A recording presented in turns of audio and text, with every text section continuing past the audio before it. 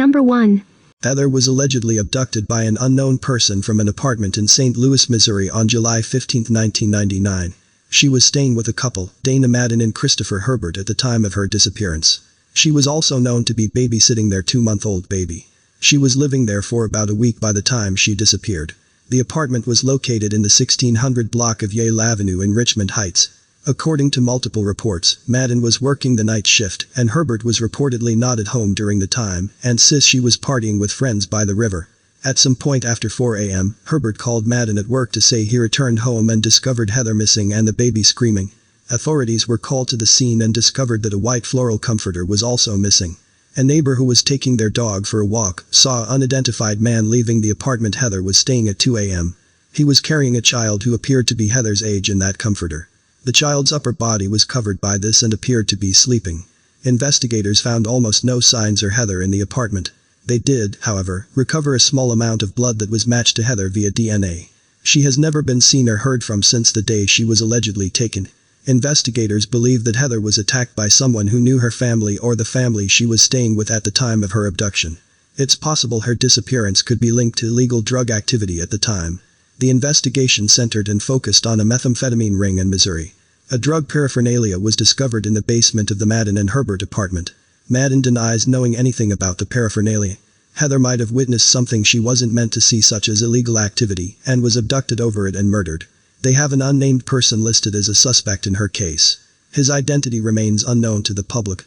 In March of 2002, the body of a female child were located in an area not far from where Cullen was abducted. The remains were thought to be hers for some time, until testing subsequently ruled her out as being the deceased girl. Heather's mother, Christine Cullen, was arrested in April of 2000 after she had a verbal confrontation with Dana Madden.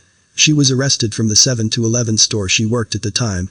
She stated she believes that Madden and Herbert know more about what happened to Heather than they are letting on. Investigators have noted that Herbert has given many conflicting statements regarding Heather's disappearance, and his whereabouts at the time cannot be accounted for. Since Madden was at work at the time, her whereabouts have been accounted for. Christine and Heather's other relatives are not considered suspects in her disappearance. Christine continues to actively seek her daughter and hopes to get justice for her.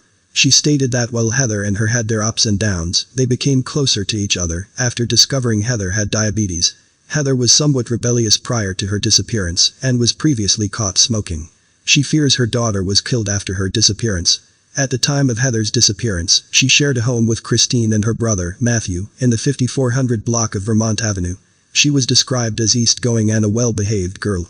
She loved to wrestle with her uncles and cousins, and loved the Mr. Freeze ride at Six Flags in St. Louis.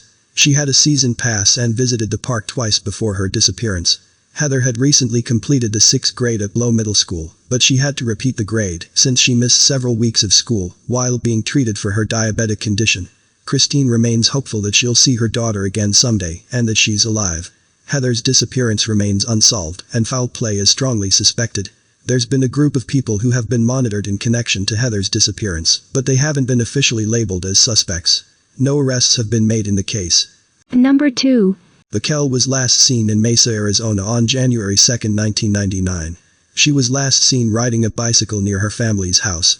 Her and her sister, Kimmer, thought they heard an ice cream truck in the area and asked their mother for money to buy some. They both went and waited near Toltec Street and Elmore Avenue at approximately 5:50 p.m. for the ice cream truck. Eventually, Kimmer became cold and went inside her home to get a coat. She was separated from her sister for approximately 90 seconds. After she got a coat, their mother sent Kimmer back to get Mikayla, but she was gone by this time. The bicycle that Mikayla was riding at the time was found 4 houses away from their home. The wheel was still rolling, and the 2 quarters that she had were on the ground. She was reported missing after no one could locate her. Police were only able to find the bike and the change, but nothing else. They brought in search dogs which were able to trace Mikayla scent a few feet away from her last known location. This suggested that Mikayla was placed in a vehicle. Authorities believe Mikayla was the victim of a non-family abduction. Investigators are unsure if an ice cream truck was actually in the area at the time of Mikayla's abduction, but all ice cream vendors in the area were checked out and cleared of involvement in the case. They also interviewed known sex offenders in the area and have cleared them of suspicion as well.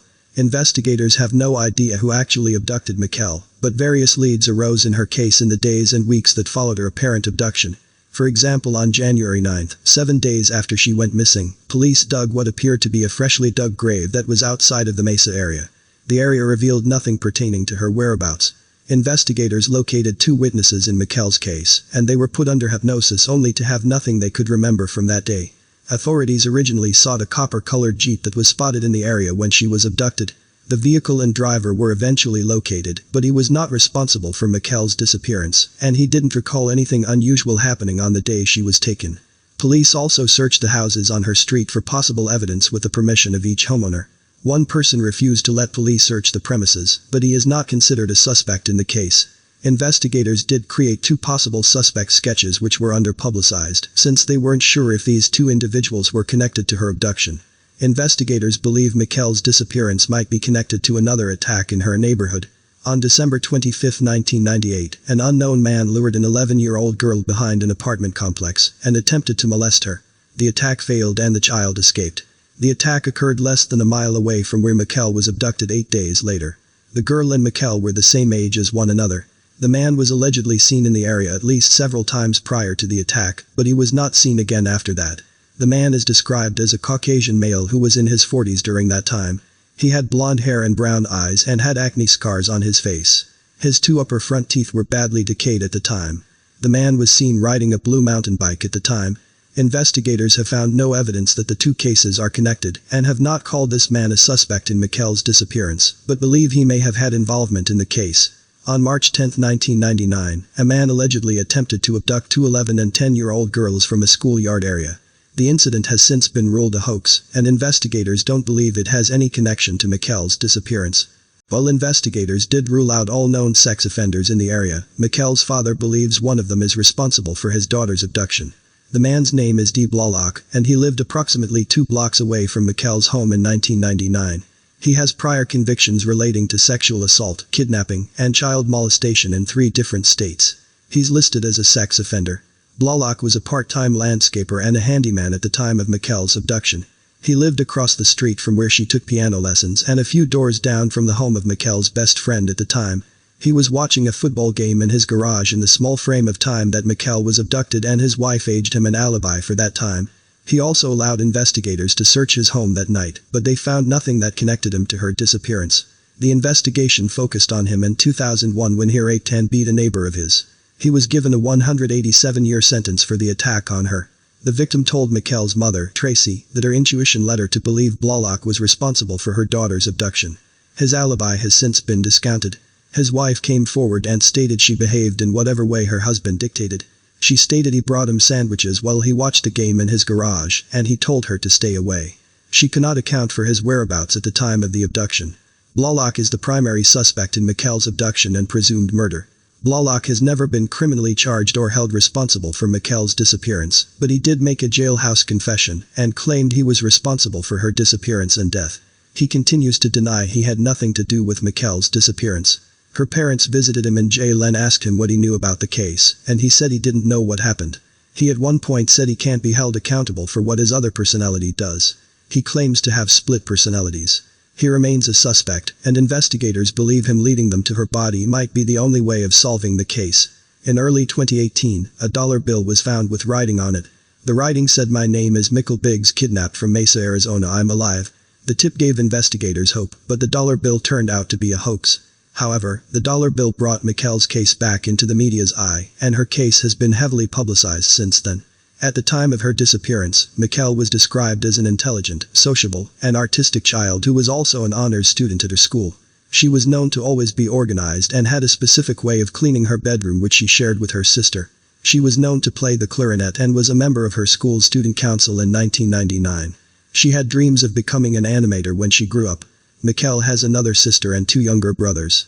She was studious and quiet child who got A's in her grades. She loved Disney movies at the time of her abduction. She was also said to be shy and reserved.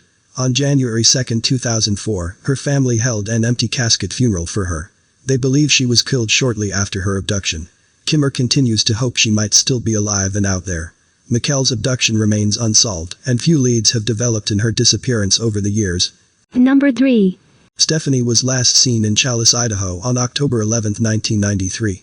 She was dropped off at the Challis bowling alley by her mother, who also gave her money to purchase a snack and left. Stephanie went bowling with her friends and fellow students before she left the alley. Stephanie was last sighted walking on Highway 93 towards Chalice High School at approximately 6 p.m. It's possible she was going to the school to attend soccer practice. The school was just across the street from the bowling alley. She might have simply been walking to her residence, which is only 500 yards away from the alley. Stephanie never made it to either destinations and has never been seen or heard from again. Her mother, Sandy Crane, went to the police station at 8:15 p.m. that night to report her daughter missing when she never returned home. A search immediately assumed at 9 p.m.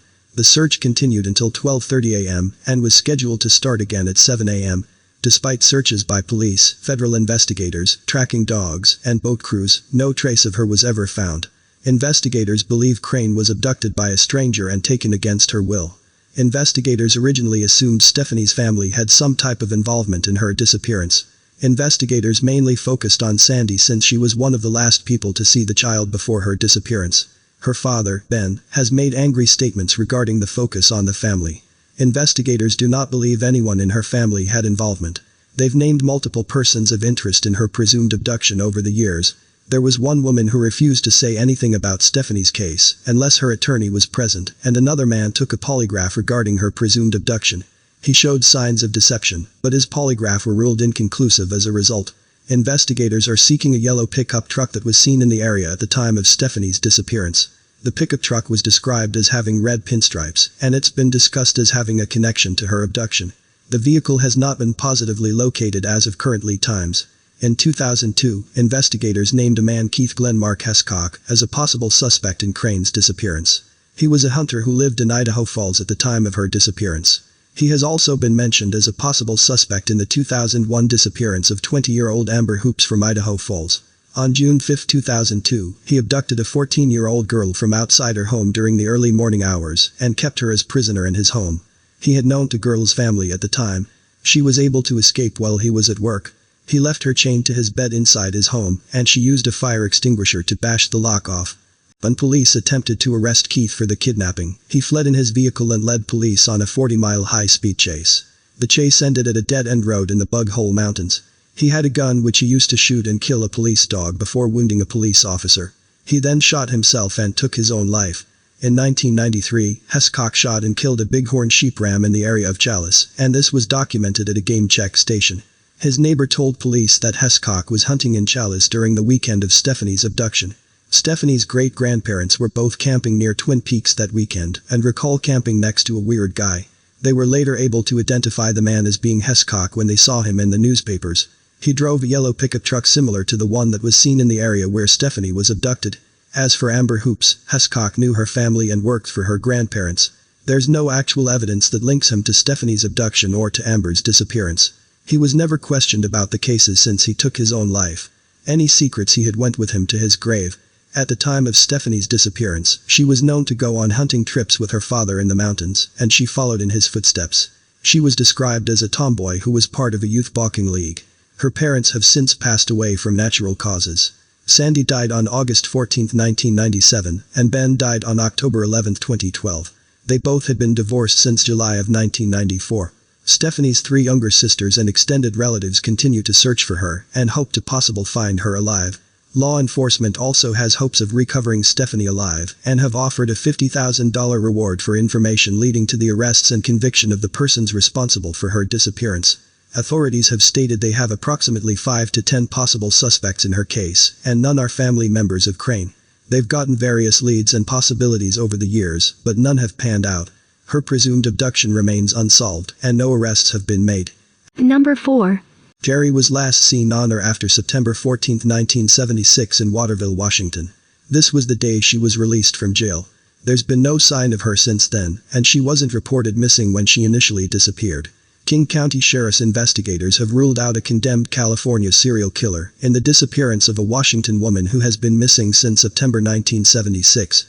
The family of the missing Douglas County woman, Cherry Greenman, recently told King County Sheriff's investigators that a photo found in a shoreline storage locker once rented by convicted serial killer Rodney Alcala was not that of the missing woman, said Sheriff spokesman Sergeant John Urquhart. Sheriff's Detective Jake Pavlovich, who is on the department's cold case squad, told the Seattle Times last month that a photo found inside the locker resembled Greenman. The sheriff's office had looked into Greenman's disappearance during the investigation into Green River serial killer Gary L. Ridgway, but failed to find a link, Pavlovich said. Greenman has never been found. We got a good photo from Huntington Beach police, and we showed it to Greenman's family, Urquhart said. Urquhart said the Greenman case remains open. Alcala was sentenced to death last month for strangling 4 women and a 12-year-old Huntington Beach girl in California in the 1970s. Alcala, amateur photographer, UCLA graduate and former contestant on TV's The Dating Game, rented a storage locker in Shoreline in 1979 and filled it with photographs, photography equipment, jewelry and a motorcycle. After police released more than 100 of the images found in Alcala's storage locker, Pavlovich said he saw blog commentary on the Orange County Register's website, speculating that one of the photos looked like Greenman. Seattle police are looking into Alcala in 2 cold cases from the 1970s. Seattle cold case detective Mike Syasinski is requesting a DNA comparison between Antoinette Tony Whitaker, 13, and Joyce Gaunt, 17, to determine whether he can be ruled out as the killer. Authorities in California said Alcala sexually assaulted and tortured his victims and then posed their corpses, 2 of them outdoors.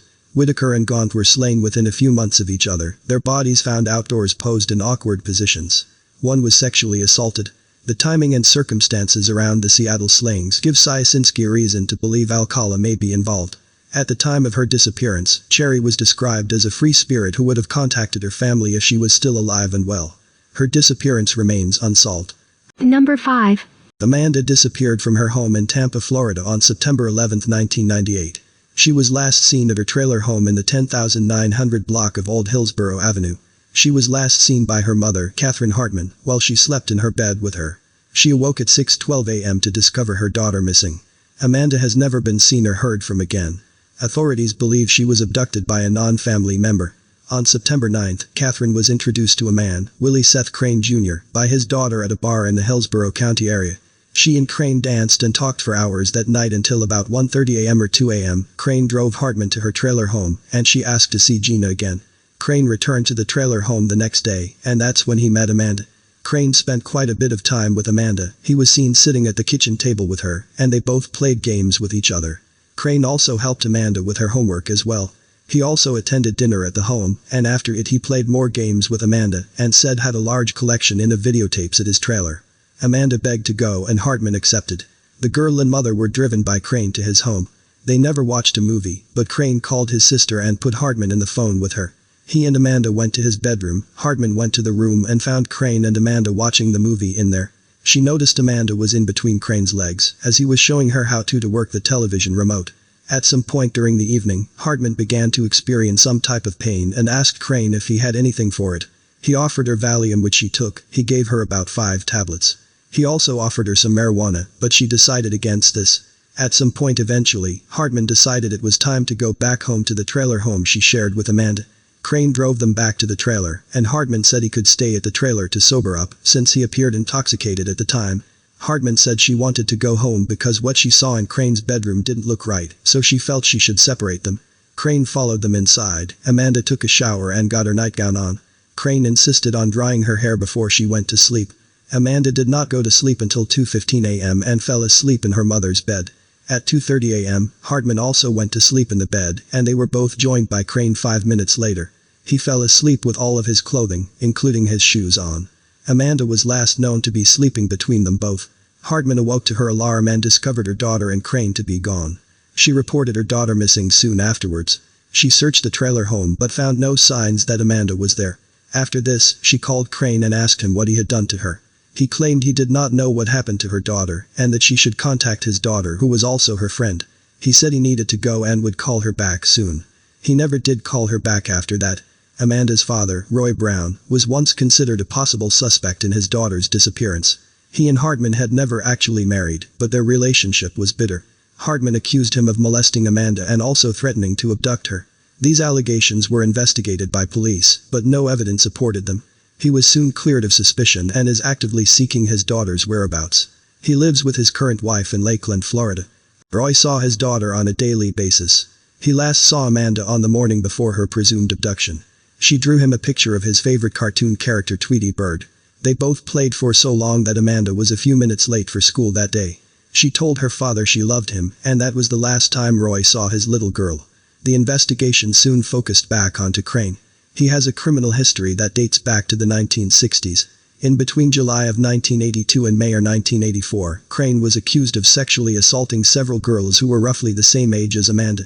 He pleaded guilty to 5 counts of sexual battery in 1985 and was originally sentenced to 20 years in prison, but was released early after serving just 6 years of his sentence.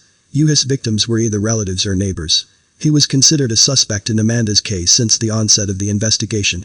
Crane reportedly told his relatives that he left Amanda's home at 2:30 a.m. and that he last saw the child still sleeping in her mother's bed at the time.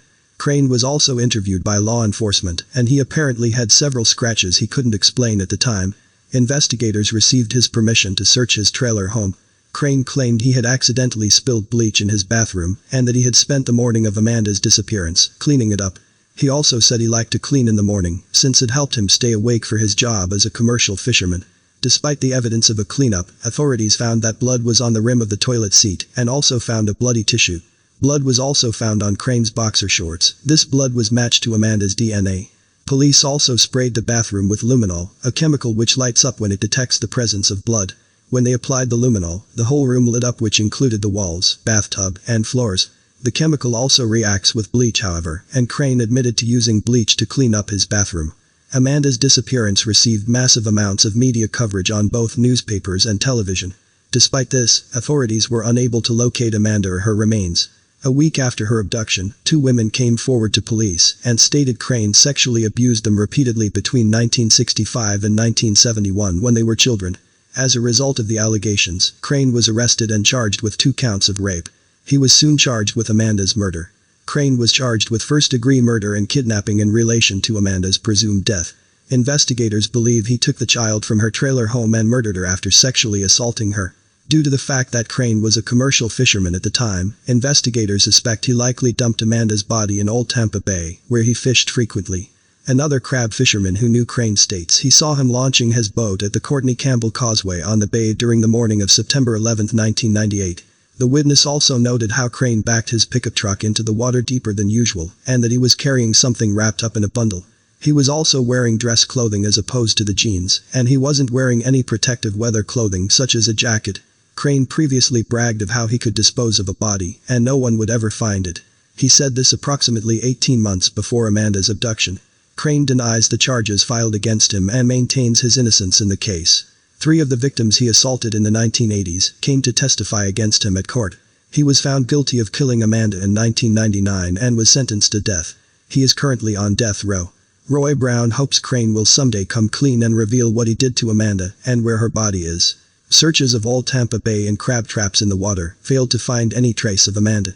She was a 2nd grader at Lopez Elementary School in 1998 and loved her pink and purple bicycle. Her remains have not been found, but foul play is suspected.